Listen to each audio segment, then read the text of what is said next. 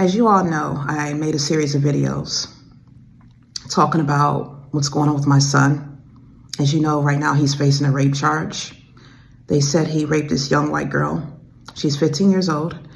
And I already explained what happened. What my son told me what happened in previous videos. I'm not going to explain it again. If you want to catch up on that, you can look at the other videos. I do believe my son, because before all of this happened, if you recall, about 2 months ago, I put up a video stating that they were going to send my son to jail, that they were already plotting this to happen. I already had the evidence. The Lord showed me that. And when my son told me this happened with this girl, he said he ended up having sex after he had left he had gotten away and went AWOL.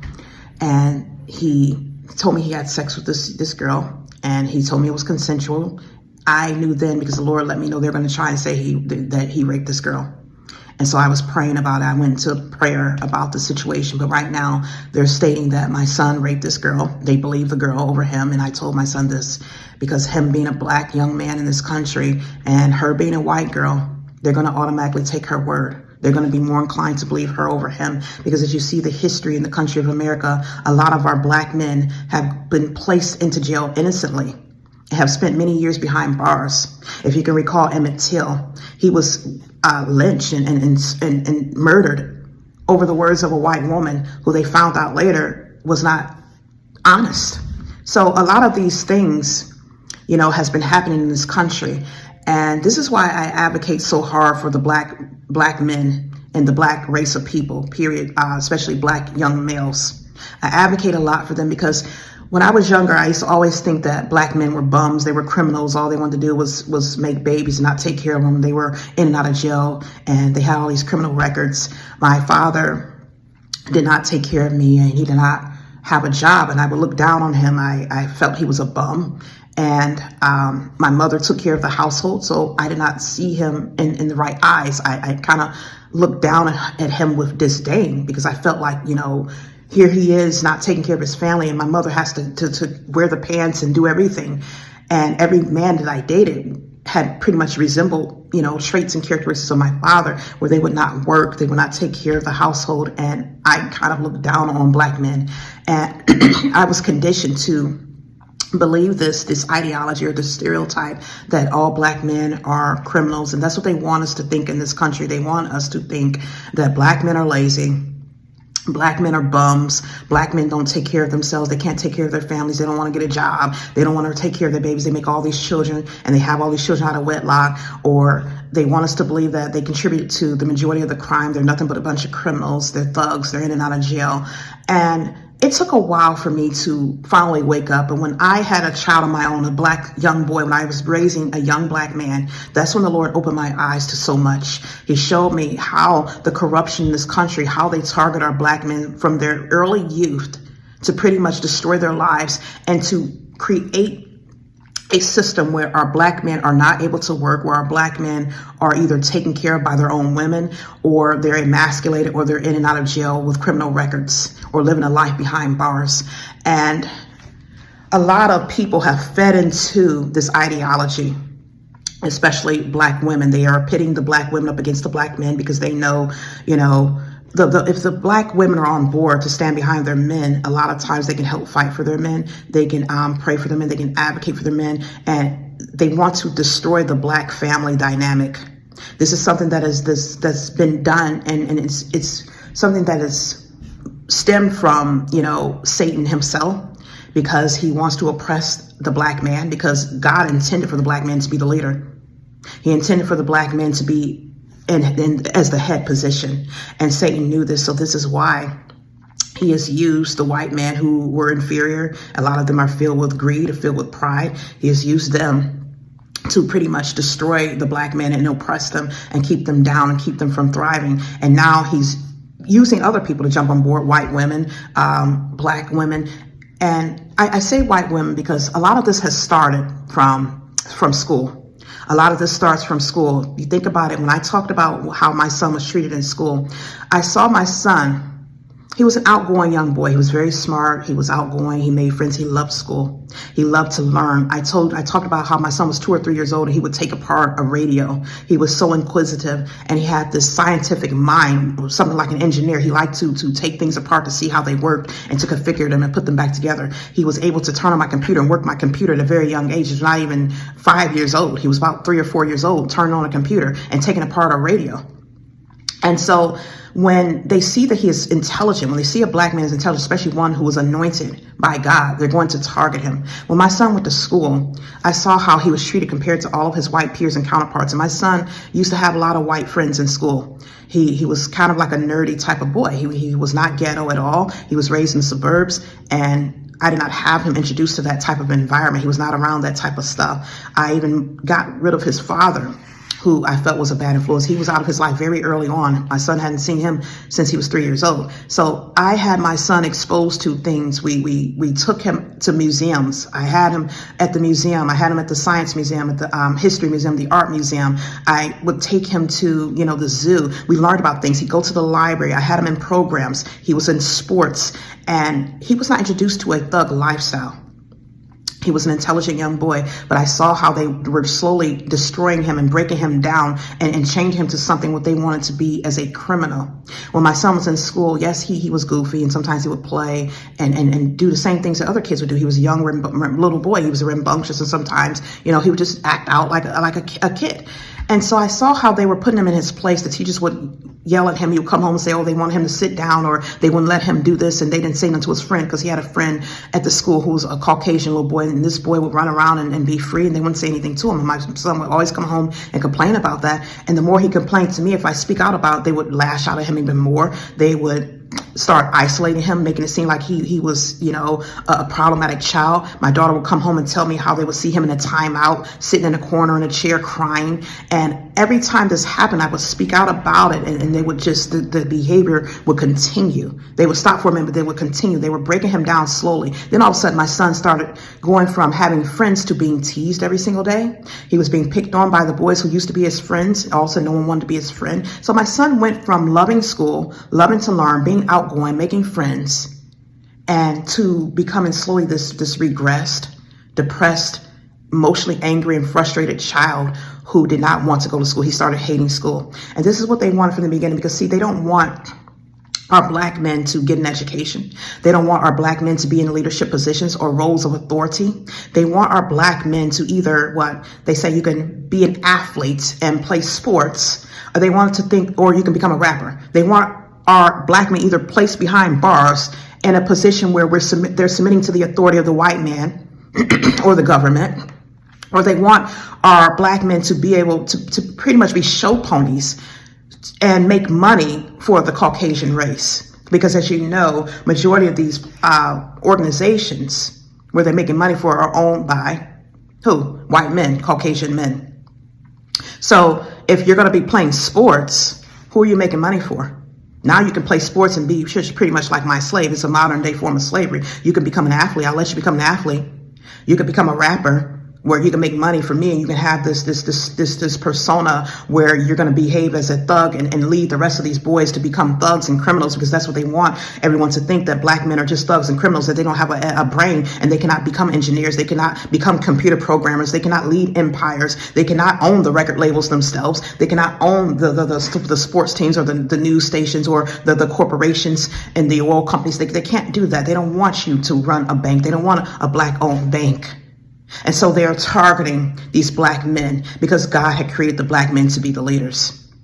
And I saw how they were slowly creating this stereotype of my son, where he'd gone from being a well-behaved child. They always say he was well-behaved. And my son would always come home complaining about headaches. I didn't know why he had all these headaches, but I saw it myself, where I said my son went to one of these schools, and they kept wanting me to sign up for this program because he was on an IEP at this time. And they were slowly destroying his brain. He would regress. I noticed how my son, when he was in school, he could not learn, he could not focus, he could not concentrate. But then when I took him out and started homeschooling, I said, oh, my son is smart, he can learn. And the Lord was letting me know they're doing sorcery on him. They're destroying his temporal lobe. They're destroying his concentration. They're messing with his hypothalamus and his hippocampus. All these things where he can retain information, where he can learn. His cognitive abilities were being destroyed. They were using sources to attack him. This is why he was having all the headaches. And when you know the temporal lobe, when that's destroyed, guess what? All impulse goes out of the window. Now you can make rash decisions without thinking about it. You don't think about the consequences. You just act on an impulse and you do things without thinking about the consequences, and you cannot think about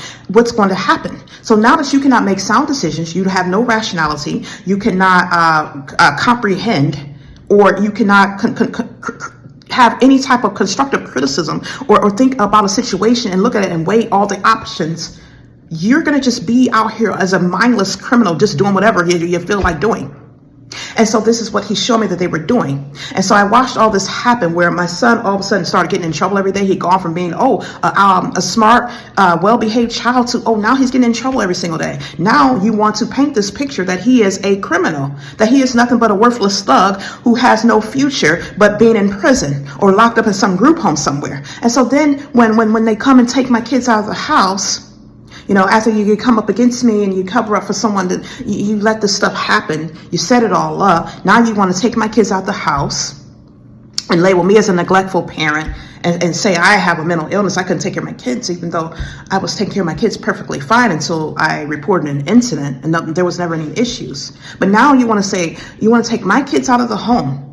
And I saw the whole setup from the beginning, how they treated my daughter differently from my son, because she's a female. They don't have a problem with black females being okay to lead in position, because they're going to be subservient still to the white man. And they're only going to get so much of a leadership. They're not going to give it completely to them, because you see a lot of black women now who have sold out their own black men so they can get this paycheck or get this high class position, because now they've arrived. They're happy now because they're giving them the positions, because they don't want the black men to have these positions. But at the end, they only give you so much authority, because you see a lot of black women speaking out now about how they're not respected on the jobs, how they feel like they're being mistreated, how there's a lot of racism and discrimination going on. But you signed up for this, right? Because you wanted to sit out here and look down on your own black men. You wanted to label them as lazy. You wanted to talk about the black men. You wanted to publicly bash them and say that, they don't treat their women right, they don't have a job, or they're uneducated, and you wanted to call them bums and perpetuate this whole negative stereotype and pit up against them so you can now get your money. It's better to date a white man or a man outside the race. You hear these women saying this, and you're all clowns. Those of you say this who publicly sit out here and bash your own men and bring down your whole race of people just so you can elevate yourself, and you're contributing to what it is that they wanted you to do in the first place, which is destroy the black dynamic and the foundation of a black family that is thriving and successful. But here, when these women now, they can't be treated respectfully on the job. And this is because, God had placed a design for the black men. And when you go against that, this is what happens to you. This is basically your punishment. And so what they had created, they want this design. So I go back to the foster care home. I saw how they treated my daughter in foster care compared to how they treated my son. My son in foster care, he was in a foster care home for about a month, not even a whole month, probably 3 weeks, before all of a sudden there was an incident. And, I believe they caused that incident like they caused everything else. Because that same very day when I was talking to his caseworker at the time, who was Toretta Stores, I was telling her, I said, how you're wrong and how God is going to get justice and judgment for you taking my kids out of this house wrongfully. That very night, there was an incident that happened where they said my son had escaped the foster care homes in the garage, and they found him in the garage with a knife, and the security guard took him out of the foster care home. And so all these incidents always happen where he's finding a knife or he's done something. And so ever since then, they had my son in a group home. They had him in these group homes which were institutionalized. And in these group homes, he was exposed to more of the violent gang behavior that he was now exposed to before. My son didn't know anything about gangs. He was never exposed to that type of situation. But when he went to this group home, he was exposed to boys who had been conditioned in that lifestyle because they grew up in these impoverished areas. This is another thing you want to talk about, how they have them in the impoverished areas where they're letting this crime proliferate in these low-income areas, and they're introducing this crime in these areas and intentionally, because they want this low socioeconomic class of people to have this environment where they cannot thrive, and they're subjected to nothing but crime and violence. But these kids who were conditioned and raised in this area, they had this example their entire lives. They were witnesses to drive-bys. They had been themselves in drive-bys. They'd been shot. They were part of gangs. My son had met these children while he was at the group home. And all of a sudden he started talking about gangs. He was telling me, oh, he wants to be in a gang. And I had to try and teach him. I said, no, you don't need to be in a gang. I started talking to him and educating my son. And I said, that's what the devil wants. He's trying to set this whole design up. But they kept him in that group home where he was subjected to that environment. He started learning more about gangs, started learning about violence. Then they put him in group home after group home.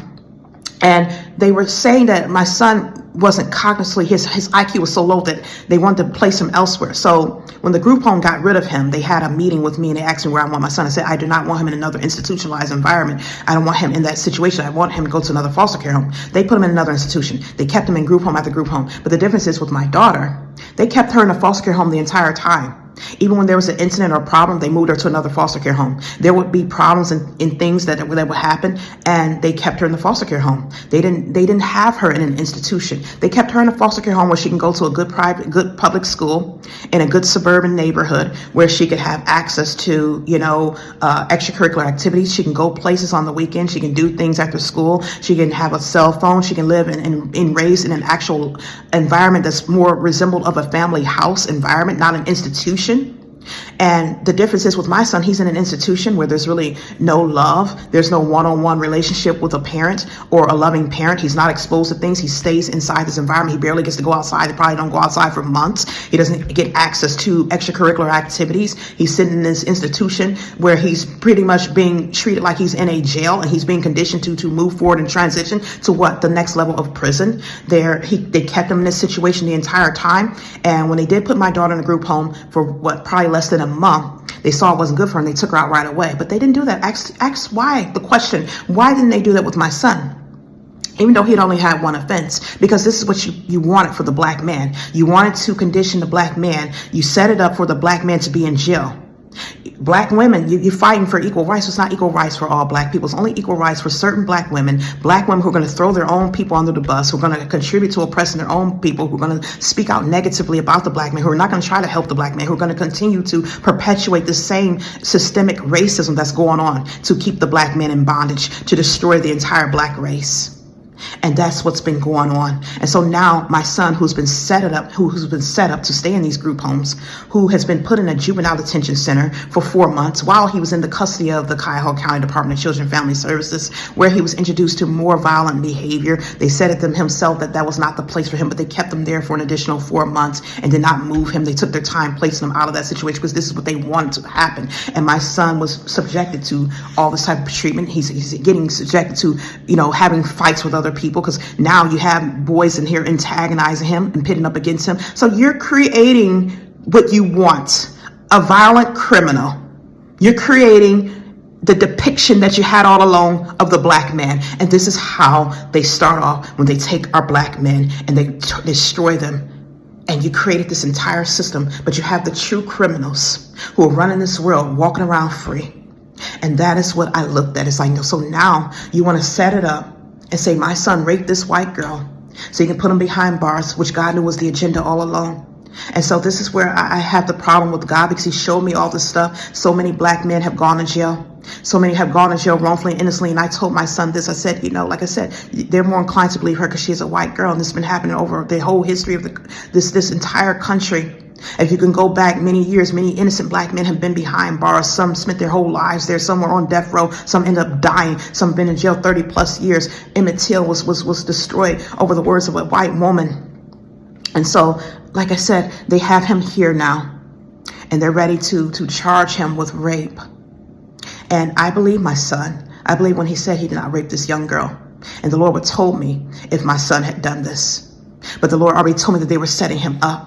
This was the entire plot from the beginning. And I get mad at God because it's like, you tell me that the white race of people has done this to destroy your people, have destroyed your black men. And this is why I advocate so hard. But it's like, Lord, you're letting this happen. You're letting the entire white race of people, they have not changed. They have done this since their ancestors have done it. You can go back centuries, many centuries, 4 and 5 centuries ago. And they're still acting in the same ways. It showed me how they started locking up the black men because they had the Black Panthers who were sitting out here truly fighting for their people. And they did everything. They destroyed them. They murdered them and locked them up and imprisoned them.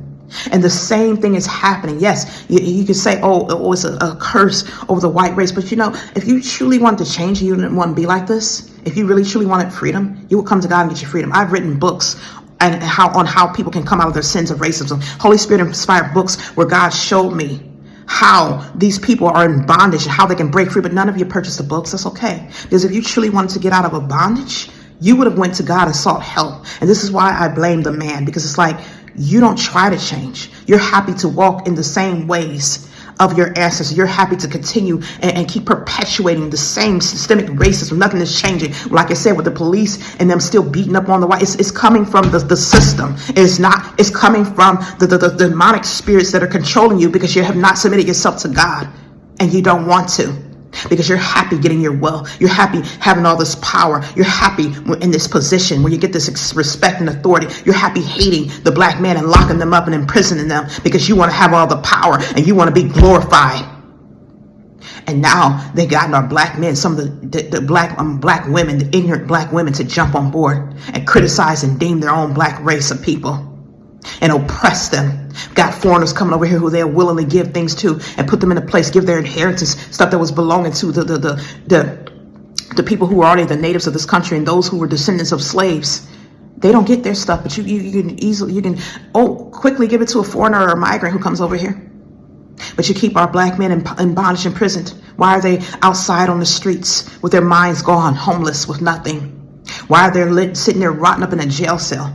But you can take billions of dollars and spend it on these migrants who come over here. You ask yourself that question, all this stuff is wicked and evil. And it's like, I get mad at God, because it's like, I can see why a lot of your black men don't trust you, don't want to come to you, because we're tired of you allowing the black men to suffer, the black people to suffer, so you can save the black race of people who will not change their the white race of people who will not change their wickedness and their evil. And many of you won't even speak out about it. You claim you love God, you claim you're Christian, you're sitting up in the church every day and you're watching this stuff go on, you won't say a word. You won't even confront your own people. You won't speak up or say anything. Some of you who are biracial and you're mixed, you have one white parent, you won't say a word. Because your allegiance is with the white race. You know what's going on. You won't speak up and say a thing. And I'm tired of being the only one that had to speak out about this. Then I'm retaliated against. And it's like so many black people have lost their lives. And I'm angry because, yes, my son, who was 13 years old when he was taken out of this house, so you can cover up for a white man who violated me, who should have been in prison. But he gets to walk around free. This white man, we're tired of you sacrificing the black race of people, especially youth. These are children, destroying their lives so that these white criminals can walk around and continue to get away with their treachery and their evil on this earth. But like I said before, you might get away with it on this earth, but you would not get away with it when this world comes to an end. And when you're being cast into that lake of fire, you would know exactly why. God's going to show you every single thing that you have done. And those who are joined along with them, the black women, all of you who have sold up your own brethren and oppressed your own men so you can get a check, especially like the one who sat here herself, because you were so inferior and so filled with low self-esteem. You want to perpetrate and take things from me because you didn't like being who you were. You were so emotionally unstable and messed up and warped that you would sit here and use sorcery to attack me and my son, and then put a spell on him and I'll come up against him. But see, you don't want that truth to be told. You don't want that truth to be told. You are a clown and you will get everything that's coming to you. I am so at the point where it's like, I'm frustrated because I trusted God and I still trust him, but I trusted him and he allowed them to destroy my only son. I had to lose my only son and watch him sit behind bars. This is something I did not want. I had to watch him suffer for years in schools and group homes and locked up and institutionalized. I watched how they destroyed him for years. But now I had to sit and watch him sit inside a jail cell behind bars where they do nothing but beat you and they rape you. I've heard the things that's going on behind those bars, and I've watched stories and listened to it, how they let those young men, 18 years old, coming in there being raped and ganged up against. You think I want that for my kid? But you let these people get away with this evil because you want to save their wretched souls. They will not come to you. They want to keep doing their sorcery. They want to keep doing their witchcraft. They want their greed and their pride. They did all this stuff. They want to serve Satan and worship Satan. And I had to lose my son and watch him suffer behind bars because of this, because he wanted to save your souls.